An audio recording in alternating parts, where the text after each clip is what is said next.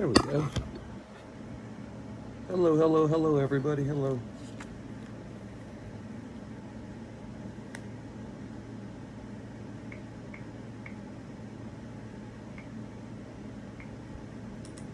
Hello, hello. Hello, hello, hello.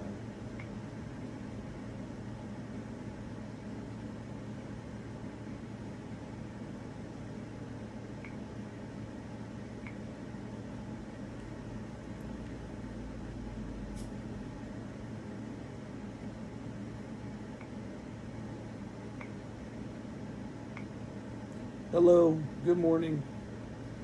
Hello. It's about that time for coffee. I had a few minutes this morning. I just wanted to come on and say hi to people, see how everybody was doing.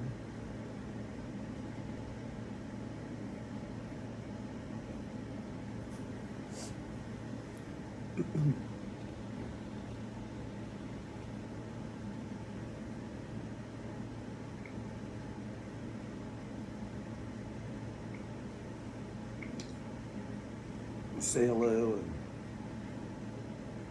talk a little bit about prepping. Talk about the things that are going on in the world, which is always interesting. I hope that everybody's still prepping. I know that I haven't been doing as many prepping shows as I was before.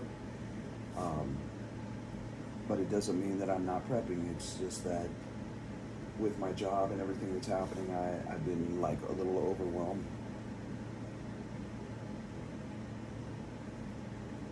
I think that some basic prepping is really important to everyone. I hope that, if the lights go out or you get caught in the middle of a crisis, that you have the emergency supplies that you need.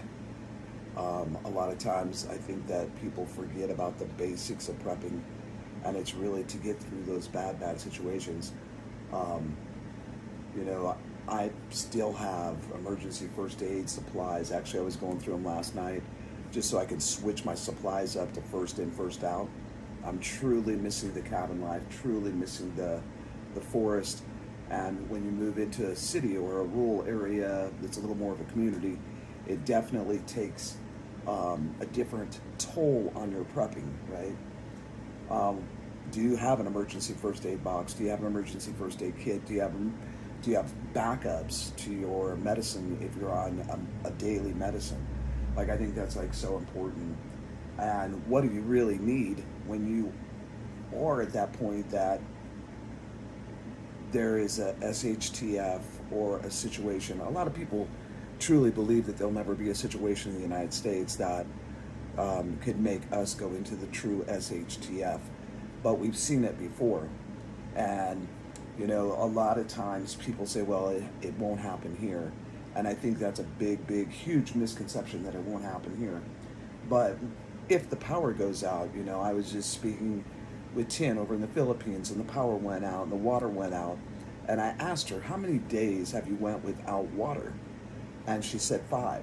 Most people in the United States would have a total meltdown after day 1 because they would not have water. They would not have water stowed. They would not be ready for that type of situation. And I think a lot of times then that panic sets in, that shit, I've been bouncing around from prepping channel to prepping channel, and I did not and have not done anything that anybody talked to me about doing. And once that panic sets in, you're going to be confused. You're going to be wondering why I didn't do some of these things. Wasted time in an emergency can cost you really everything that you thought you had. You need light, you need power, you need water, and you need to be able to move on through a major catastrophe to keep your family safe. And I think that's why most people prep. Me personally, my big prep this last year has been to get more money saved, because not only dollars, but some silver and some gold, so that you'd be able to barter and have some extra supplies. I'm still stowing water. I still have 5 gallon, even though I'm in a house now instead of a cabin, I still have 5-gallon buckets of rice, 5-gallon buckets of beans. I still have some of those emergency things that we should all have. And I think that we get so distracted on prepping channels just with the news. I know that I've been very distracted with things that are going on in my life, with my career, with my relationship, with moving to Colorado, that prepping kind of went on the back burner. But many things that I prepped for in the forest, I brought with me to Colorado. And I think that that's really important, is that you really think about the things that you need. And I think having an emergency first box or an emergency backpack that has those essentials is like so important. An emergency first box or emergency bug out bag or emergency get home bag, they're all based around the same thing. And the bottom line is survival. Many, many years ago, I was in a tragic car accident. And your survival instincts are going to kick in automatically. So if you have those things, your go bag, your get home bag, whatever you want to call it, it's not a long-term storage tub that is going to sustain you for weeks or months, right? What it's going to do is it's going to get you through the beginning of a crisis. I used to think a lot about this, is what if I was out in my vehicle and we got hit with the EMP? And most vehicles right now would just, it would be done. They would just go down. You would be stuck wherever you're at. I don't like to make fun of it like a Mad Max scenario or anything like that, because it's serious and it can happen anywhere in the world. So the idea is really to be really basic about what you're going to bring in that get home bag. And I'm going to tell you a few things that I have. I have a flashlight. I have a headlamp. I have matches. I'm kind of over the top with fire because I feel like if you have a ferro rod, if you have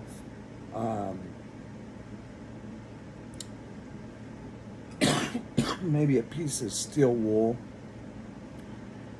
anything like that, you can start a fire, and you can use that fire for cooking, for lights, whatever. I think that's really important, and a good multi-use tool. A multi-use tool is really important. Compact, knife, pliers, screwdriver, duct tape in case you have a few issues, and also a pen and paper. In mine, I have a bandana. I think a bandana is really important. Like if you get hurt, you can use a bandana as a tourniquet. To have that in your get home bag is kind of unnecessary because you want to keep the weight low of your get home bag. You may want to even think about this. Come on into the chat and say hello. At least smash the thumbs up too, please. That first hour of an emergency is going to be crucial. And it's, if you have it all in a bag or in, I wouldn't say a tote, I would say something that you can grab and go. That gear is going to keep you safe, stable, self-reliant while this crisis unfolds. I remember September 11th. How many of you in the chat right now remember September 11th? And honestly, being prior military, I thought that we were completely under attack.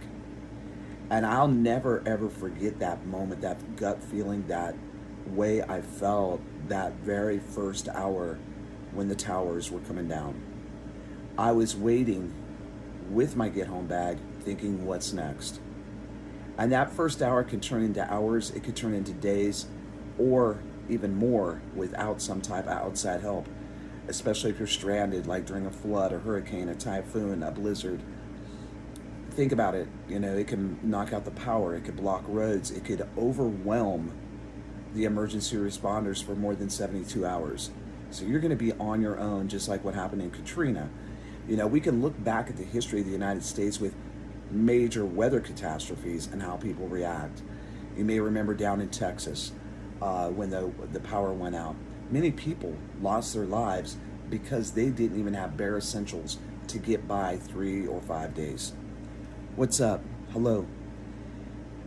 There is, in most towns, a city government pamphlet that explains everything, how the state, the county, and the city is going to respond to basic community needs in the aftermath of an emergency. And available resources and that time when those resources will become available are going to depend on the severity of the emergency. So honestly, the first 72 hours of an emergency is the most critical period if you and your family can make it through it without a medical catastrophe or one of you getting hurt. Basic infrastructure, communications, transportation systems, gas pumps, grocery stores are going to be challenged, and many of them are going to be inoperable, inaccessible, and you may not be able to access any of those supplies. So the first line, getting really down to basics about preparedness, the first line of preparedness for any emergency is planning to meet your family or your organization's basic survival needs for 72 hours. Consider the flood, the tragedy in Texas Hill Country, where first responders could not even access Camp Mystic for hours. And in many areas, it actually went on for days. And you don't want to be stuck waiting. It's best to have the things that you need. So I'm going to suggest to everybody that's on here, your lurkers, UWU, thank you for saying hello, lighting, flashlights, backup power. Since the United States, we have such a weak power grid, every American and many people in other countries should invest in a quality generator. I personally would rather have a solar generator that's small and compact and that doesn't operate off of gas and is not quite as noisy. In addition to that, you're going to want some basic first aid supplies, a basic emergency first aid kit, and you really do need to have a complete kit as well as a trauma kit. One of the biggest things that people forget about often is clean water. If you experience a natural disaster or a typhoon or an extended power outage, it's likely that your tap water will be contaminated. As water supply systems cannot filter the water without power, every single emergency kit should have a 3-day supply of water for each family member. There's a really cool thing, and I should have grabbed out some of this stuff so I could show you, but it's sitting by the back door. One really cool thing that you can get, the Coast Guard uses them here in the United States, is water pouches. They're small, very lightweight, about that, as thick as maybe a pin. And so you could stack up probably not 3-day supply in a get home bag, but at least enough to wet your whistle, at least enough to survive. It also is really important, and at one time I believed in canning food, like the old-fashioned way, canning food. I really changed my opinion about that after moving from the forest to Colorado, after moving from the Ozarks in Missouri, because it's so heavy, it's glass. It's great if you can bug in and stay there, but if you have to be on the move, I really suggest my favorite MRE, which is MRE Stars. MRE Stars comes with a heater, it comes with all your condiments, it comes with your silverware, it comes with an energy vitamin C pack drink, it comes with a dessert, and it comes with that heat pack, so you're actually getting a hot, tasty meal. I've tasted several of the MRE Stars, and they're really actually a very good MRE. The other thing that many people don't remember about or think about is the communication devices that we use today will be null and void, especially in a long-term outage or a major catastrophe. So a hand crank weather radio. If you watch my playlist, you can go back in my playlist. There's some demos when I was living in the forest. There's also a demo of when I got my hand crank radio. Very cool because it has a flashlight, has a siren, has AM and FM. So those things will help a lot, and it's probably one of the higher quality ones. That's one thing I want to really say, is that if you're going to get supplies, if you're going to get things that you need, get quality stuff. Don't just go buy stuff because some YouTuber told you to, or somebody on social media said, hey, go buy this. Really check out the products, check out the reviews, go watch some demos on YouTube, and then make a wise decision how to spend your money. I know here in the United States that most people, middle class, are feeling a real burden because things are so expensive here right now. Gas here in Colorado is over $4. A dozen eggs is over $6. Those things add up very quickly. So if you're gonna buy emergency or prepper items, really do your due diligence and buy quality items. One thing that I want to talk about is when the grid goes down, you shouldn't be guessing or digging or trying to figure out what you're gonna do. You should have a plan. And if you have kids in your household, I mean, of course we don't want to scare the crap out of them so they think these crazy preppers are just over the top, and now my parents are preppers and they're scaring the shit out of me. But they should have a plan, and you should have a plan with your kids. That plan could consist of a lot of different things, folks. But I think one of the most important factors to talk to your kids about is getting them to a central point, be it if it's grandma's house, the neighbor's house, your house, just somewhere that's safe. Hey, what's up, KY? How's it going, man? I think that those things are really, really important. And there's also a possibility that you may not be at home when the disaster does happen. What do you need to always have with you to make sure you can stay safe in an emergency? You know, those are big questions that you and your family should sit down and talk about, things that you really should do. And I think there's a really good, you can Google it. It's called the missing link in your preparedness plan. And it has tips on what to do if you're away from home when disaster strikes. I might do a live stream on that in a couple days. But also consider how you would handle the emergency if you can't get back home. If you're stuck on the road in an ice storm, a blizzard, and plan very accordingly for those first few minutes and hours of an emergency. It's probably one of the biggest things that people in the prepping community, and you know this, KY, we get so freaking off kilter. We get to the point off kilter is just like off kilter. Oops, sorry y'all. I'm knocking y'all over. Thank you, KY. You knew it was coming, man. You knew it was definitely coming. But I think that, what's up, David? Thank you very much. Headed to Costa Rica here in about 2 weeks, and I'm really excited about that trip. But I really was thinking about my own preparedness and like what I've been doing, KY, and I think that that's why it's like so important for people, you know, men, women, kids, the whole family to get involved in prepping. Things are not going to get easier. Things are not going back to pre-COVID. I mean, we all have realized this. More and more freedoms are being taken away. It's harder to make a buck than it used to be in the United States. The dollar's not going as far. We're seeing the things that I talked about last year about bricks aligning, about the gold rush that I talked about 3-4 years ago. Those things are all happening faster and faster. They're moving quicker and quicker. It's becoming harder and harder for the middle class in America to lift themselves up and above. And I think that it's really, really important that we take a look at what we have, what we're missing, and if you have that plan with your family and your kids. I'm not going to stay on too long. I'm KY. I'm getting ready to head to the mountains. Headed over to the Loveland area today. My day off. I love it.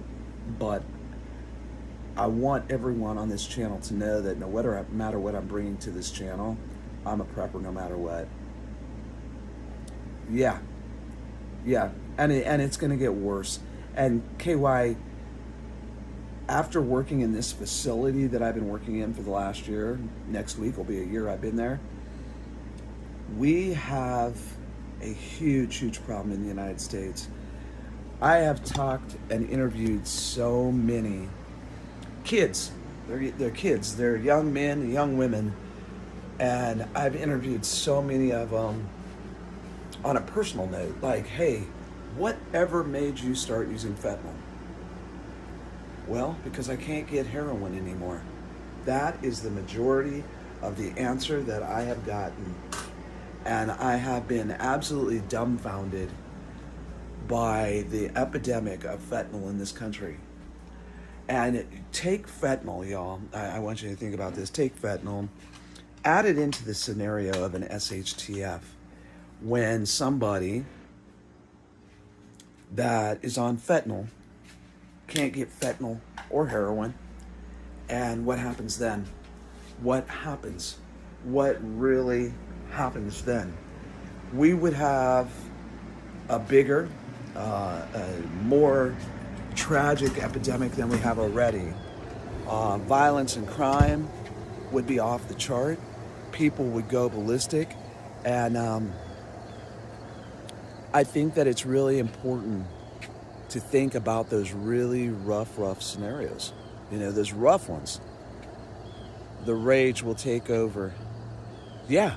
Oh, well, I'll tell you this. So, you know, people come into that facility and maybe it's been a day, 2-3 days without fentanyl.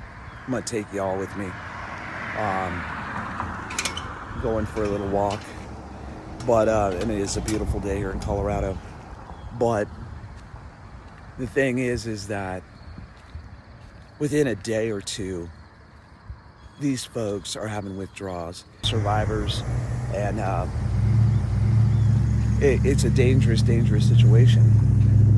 I think that when it comes to our prepping, that, you know, the 3Bs still stands. You know, everybody better have their beans, their bullets, and their Band-Aids or some brains. I think the United States, we've become so complacent and so used to the way the 80s and the 90s were, is that 2025, 2019, ever since 2019, we are getting our rights stripped away, piece by piece, phase by phase. And I'm about to retire. I'm hoping here in the next 12 months, I will be officially retired. And yes, I'm retiring early. I'm looking at another piece of property, KY, down there in Missouri, but it's a lot smaller, only a couple acres, and it has electricity. I'm supposed to be able to go down there here in a month or so after I get back from Costa Rica. I'm hoping to get it and set it up as a base camp that's really off-grid. So we'll see how it works out. But my plan is to stay 6 months in the United States and 6 months over in the Philippines. The first year or two, we might stay in the U.S. and just travel. But, you know, we got to keep taking things literally step by step like I'm doing right now and keep on going. And we really got to get back to basics, folks. Get healthy, learn the skills of first aid. I don't know about all the canning food. I'm not going to even recommend that anymore after what I went through with all the canned food that had been accumulated in that cabin. I literally gave away thousands of dollars worth of food. Why? A lot of people say, well, why didn't you bring it? You start carrying. I gave it to PF and then headed to the mountains at about 1 o'clock. Probably be up there most of the day. And then tomorrow I'm headed back to the mountains. There's a big balloon festival up there. The big Hania prepping lifestyle. You know, like, you go without water, water goes down, you better be prepared. Electricity, typhoons. The typhoon thing is the thing that gets me. I love the Philippines. I love the fresh food. I love the cost of living. If you have around $1,000 a month, you can live great over there in the Philippines. But, and the food. I bought 3 kilos, which is, I don't know how many pounds that is. 3 kilos of shrimp, fresh shrimp right off the boat for $5, all processed and nasty. It is really a different world there, that's for sure. And they can say it's a third world country. You know, they can say what they want. Crime rate in some of the areas may be high, right? You know what I mean? But overall, these freaking dogs, these dogs need a new owner. They try to break through the fence when you walk by. Sooner or later, they'll make it through the fence. If they do, I hope one of them bites me so I can sue them. Look at that. Vicious. They're aggravated is what it is. You guys are aggravated. I really wouldn't want that German Shepherd to get a hold of me. But when it comes to the fresh fruit and vegetables, most of that you can grow in your own backyard. So that's pretty awesome too. So there's a lot of advantages to living over there, that's for sure. I hope everybody has a good day. Like I said, I can't stay on here long. I get 2.5 days off, almost 3 days off a week, which is cool. But on those 3 days off, I stay pretty busy. I got a couple side gigs and different things I do, so I definitely stay busy. I hope that every one of you keeps prepping, that you think about the important things, not just the bullshit somebody's telling you to buy. That you learn the skills, that you take time, if you're gonna buy gear, that you take time like hand crank radio, backpacks, anything, first aid kits, that you really look at them and do your due diligence. Is it what I need for my family? If you're on medicine, I hope that you stock up on those meds. It's really, really important, folks, to get back to basics so that you can survive through the turbulent times that are coming toward the U.S. And every year, KY, we've been on here together for what, 5 years that you've been on my channel and on my other channel that got taken down. We are seeing the things unravel that we talked about 3-4 years ago. And we're seeing them more and more and more. And if we're not prepared, we are going to be biting and sucking wind. And that's the truth of the matter. That's really the truth. I hope that each and every one of you has, like, you know, a fabulous day. I know that I'm going to. But most of all, you know, keep prepping. Do the basic things that you need to do. Prepare water. Prepare a way to purify that water in a catastrophe. Have some stowed in your home, in your vehicle, in your garage, wherever. I still do not recommend, after all the research I've done over the last probably 9 years, I would not use milk containers. I know it's an easy way. I would rather personally use a soda liter bottle, 2-liter bottle. The plastic is thicker. The milk doesn't leach onto the plastic, and it's just a lot easier way. But if you have to do it, do it. You know, when I was in the RV lifestyle, there's two different things. There's potable water and non-potable water. So you could still use that water in those milk containers to wash your hair, wash your body, keep sanitary, flush a toilet, rinse out a bucket, do dishes, things like that. I would not recommend drinking it. That's just my own thing. Most opiate addicts crash at the 72-hour mark. Oh yeah, they do. Yeah. You know, the thing is KY, you know this as well as I do. We can talk to people until we're blue in the face, till we have showed them and talked to them about all kinds of things. And people in their mind will still honestly believe that it's not going to happen in our backyard. That it's not going to happen to the good old USA. And honestly, what isn't going to happen to the USA? You know, we have had conflicts on this soil. It's been a long time since we had a nationwide conflict. Would it be the same kind of conflict? Hell no. The technology is so advanced.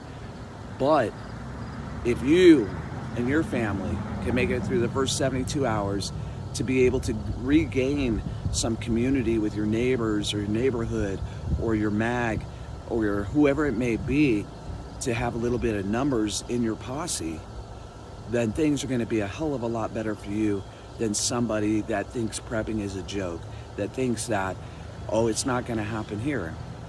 You know, prices are going up, taxes are going up, the middle class is getting squashed, the workers' rights are getting stripped like crazy, and it's very, very important to prep and save for a catastrophe.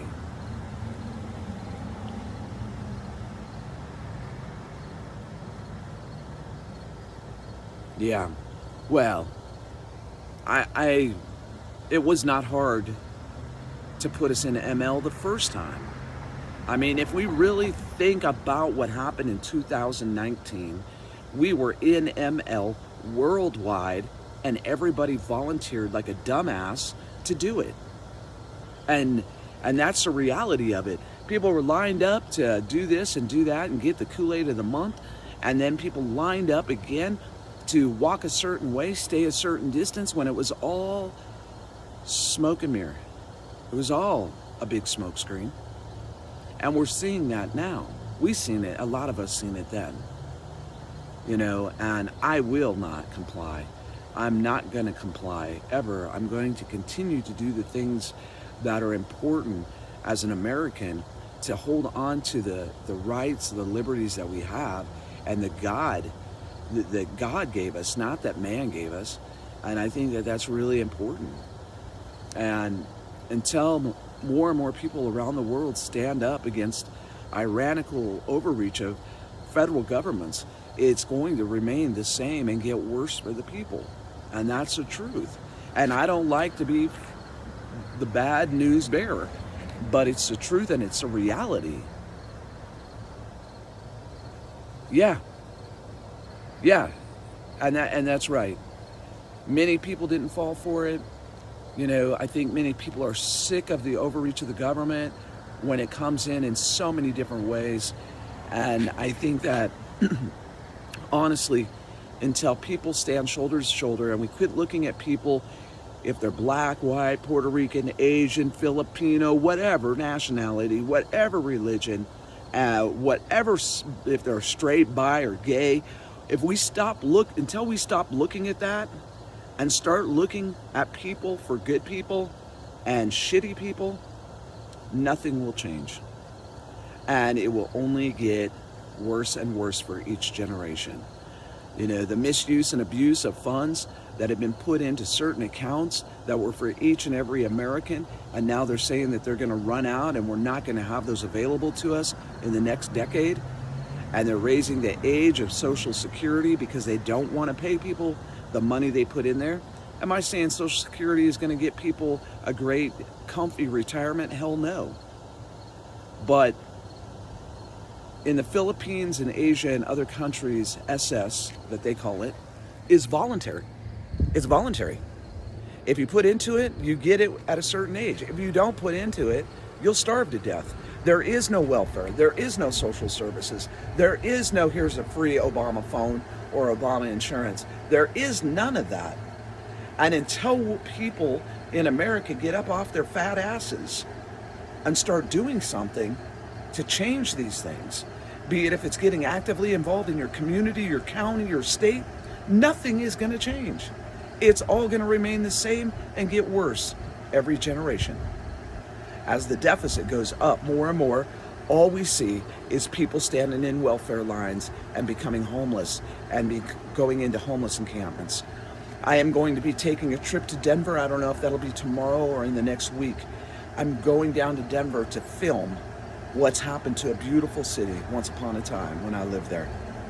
The homeless encampments and the homeless population are unbelievable, unbelievable.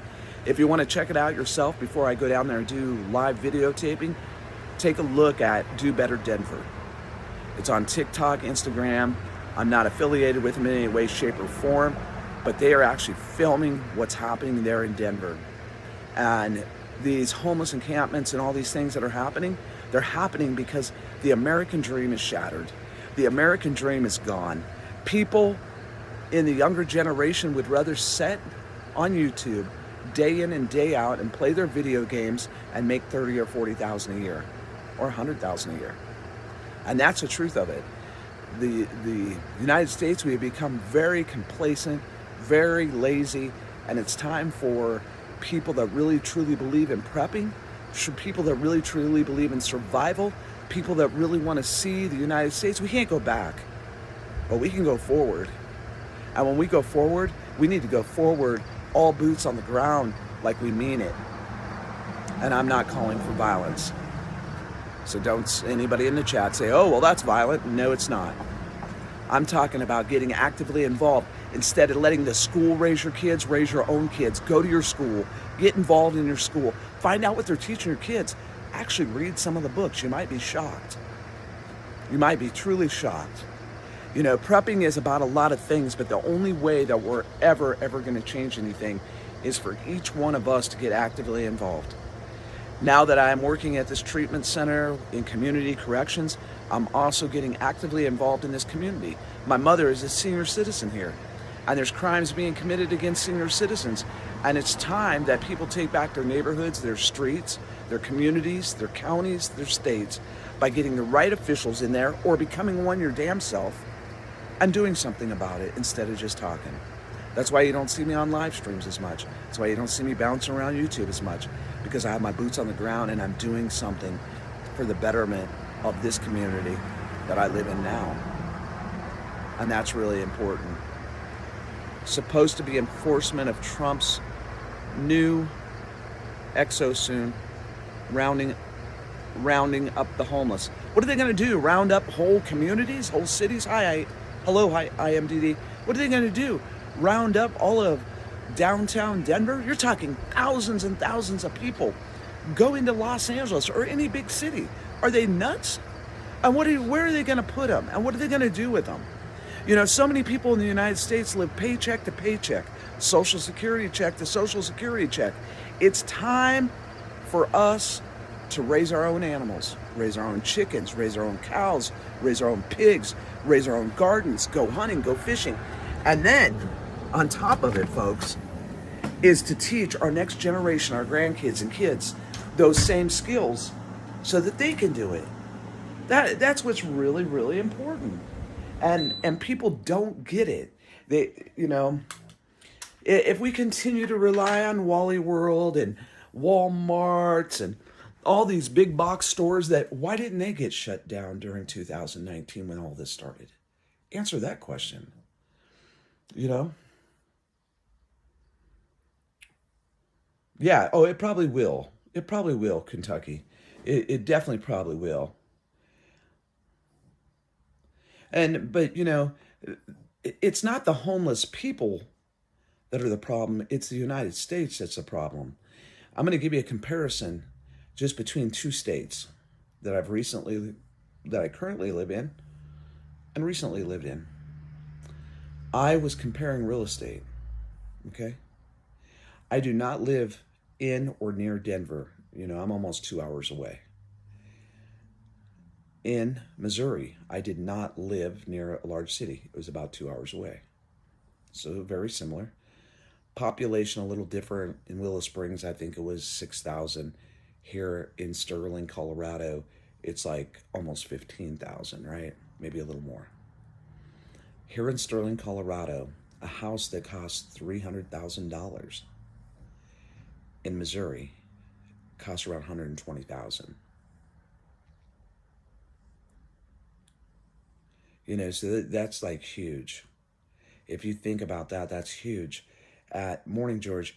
And when you think about that and just the price comparison of how much real estate is from state to state, then you wonder why we have Denver with such a large homeless population, or Chicago, or New York, or Los Angeles, almost every city across the country. When you cannot have one person in a household working and one person being able to sustain and have a decent life in the United States, there's a huge problem, right? Huge, huge problem. So I think that that's something really to think about, and also to really, really think about the basics. Hi, George. Hello, RHYS. Whatever that question is supposed to mean, probably some bullshit.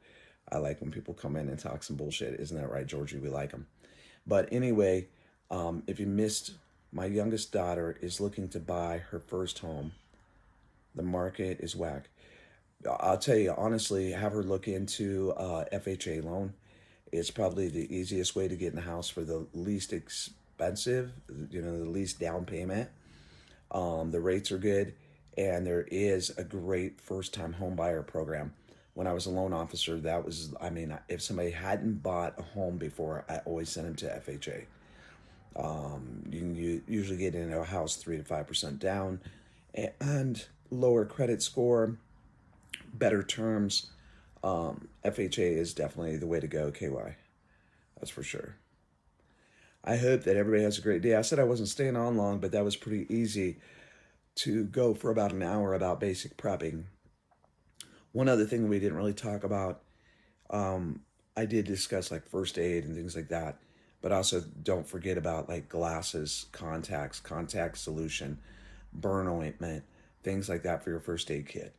If you want to watch some of the demos and some of the things that I've talked about in the past that are really prepping related, go to my playlist, play through it. You might actually learn something. Everybody, I hope that you have a great day. God bless you from here in Colorado to wherever you're at. Georgie, I got to get off here. I'm getting ready to go to the mountains, and I got a couple errands I need to do before I leave. So I hope everybody has a great day. I'll see you folks in 2 to 3 weeks in beautiful Costa Rica. And KY, thank you for congratulations to our wedding, and same with you, Georgie. I really appreciate you stopping in during the premiere. Everybody, God bless you. Thank you, George, and all you other members and supporters. Thanks for smashing the thumbs. Remember, keep on doing the dang thing. Keep your boots on the ground, and no matter what, never, ever give up. That's the most important thing. Yep, stay sharp. Yeah, thank you, Georgie. I appreciate you, George. I'm hoping, George, in the next 6 months, lift us up in prayer and thought, in the next 6 months, hopefully Miss Philippines will be coming here. But anyway, I hope you all have a fantastic day. Lurkers, thank you for being here. If you'd smash the thumbs up or the thumbs down, I still appreciate it. Don't be scared to come in and chat or ask a question ever here. If you go to the playlist and you see something and you want to ask a question about it, definitely comment. I answer all comments on all my videos. Always have, always will. This is OTWP, Off the Wall Prepper, signing out for the day. Peace, love, light, and hope. God bless y'all. Until I see you again. Everyone have a great day. See you, KY. Bye, Georgie. God bless, and thanks, lurkers. I really do appreciate you.